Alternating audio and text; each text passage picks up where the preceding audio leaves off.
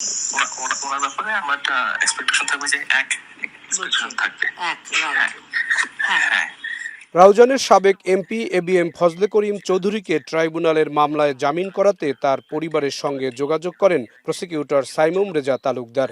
সেই ফোন আলাপে ফজলে করিম চৌধুরীর পরিবারের কাছে 1 কোটি টাকা ঘুষ দাবি করেন সাইমুম রেজা তালুকদার, জানিয়ে গণমাধ্যমে সংবাদ প্রচারিত হয়েছে।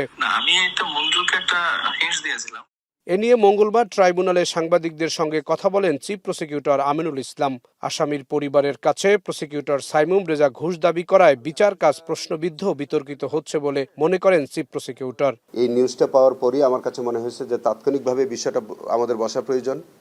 সব লার্নেড প্রসিকিউটরদের সাথে আমি এই বিষয়টা নিয়ে আলোচনা করেছি যে এইরকম যদি কোনো বিষয় হয় তাহলে তো অবশ্যই আমাদের ট্রাইব্যুনাল নিয়ে প্রশ্ন উঠে, আমাদের ইমেজ সংকট হয়।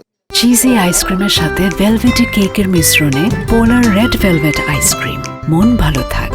চিফ প্রসিকিউটর বলেন 1.5 বছরে ট্রাইব্যুনালের সব অনিয়মের তদন্ত করা হবে। মামলার নথিতে অসঙ্গতি পাওয়া মাত্র ব্যবস্থা নেওয়া হচ্ছে। আমাদের আভ্যন্তরীণ সব ইনকোয়ারি করব, আমি করে দেখব, যা যা প্রয়োজন হয় সবটাই করব।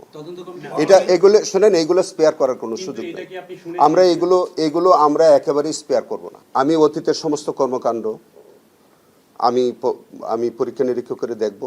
আর ভবিষ্যতে আমাদের এখানে প্রসিকিউশনে যারা কাজ করতে চাইবেন তাদের কাছে পরিষ্কার বার্তা যে ভবিষ্যতে আমি যদি একটা শোতা পরিমাণ অভিযোগ যদি কোনো প্রসিকিউটরের বিরুদ্ধে পাই তাহলে আপনি ধরে নেবেন পরের দিন তিনি আর আমার এখানে নাই। অদক্ষ প্রসিকিউটরদের মামলার দায়িত্ব কেড়ে নেওয়া হচ্ছে জানিয়ে আরো বলেন, প্রসিকিউটরদের বিরুদ্ধে অভিযোগ উঠলেই ব্যবস্থা নেওয়া হবে। এদিকে সোমবারই পদত্যাগ করেছেন অভিযুক্ত প্রসিকিউটর সাইমুম রেজা তালুকদার। জাহিদ হাসান, এখন, ঢাকা।